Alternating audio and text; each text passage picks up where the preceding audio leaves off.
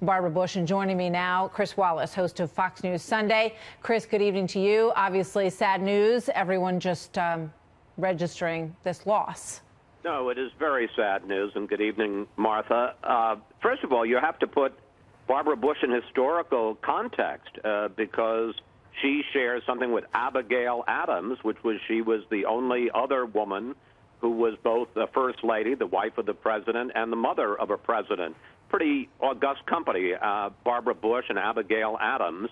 And then also the extraordinary love affair between George H.W., Bush 41, and Barbara Bush. She met him when she was 16 years old. She was in boarding school. They waited. He went off to war. They married. I guess you look at the age. She was 20 years old at the time. They were married for 72 years. He had just come back from World War II, where I think he was the youngest Navy pilot to enlist in the Navy during World War II. And they had this extraordinary relationship, the longest marriage of any first couple in American history. And to give you a sense of her flavor, I was with her a number of times. The family called her the Silver Fox. They called her the Enforcer. She was tough. She ran the family, and I think that Bush 41 would acknowledge that because he was off pursuing his career, first in the oil business, then in national politics. But she ran the family and was the enforcer in terms of discipline and what was allowed and what wasn't allowed. And it went on not only for her children, but also for her grandchildren.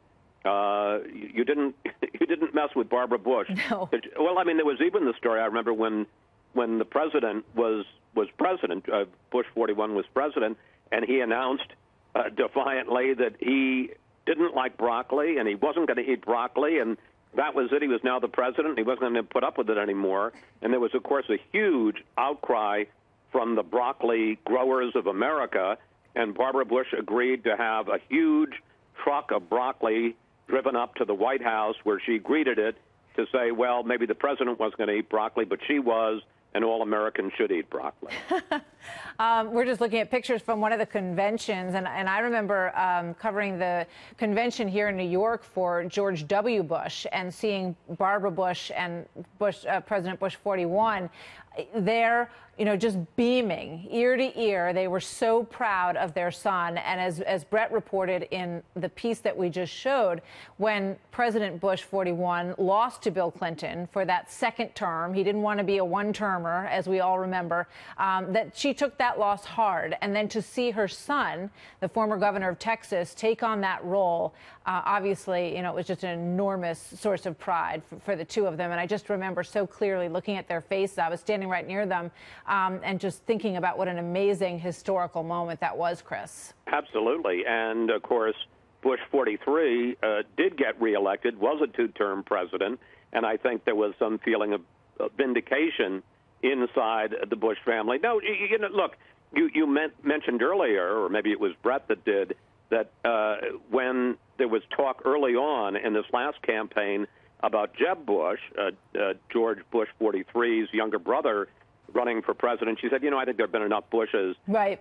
But when the Bush family decided and Jeb decided, no, I want to run, of course, she was out there, well, I'm thinking it was 2 years ago. She was probably 90 years old, and she was out campaigning for him in the primaries as a dutiful mother would, because she was very deeply loyal to her son.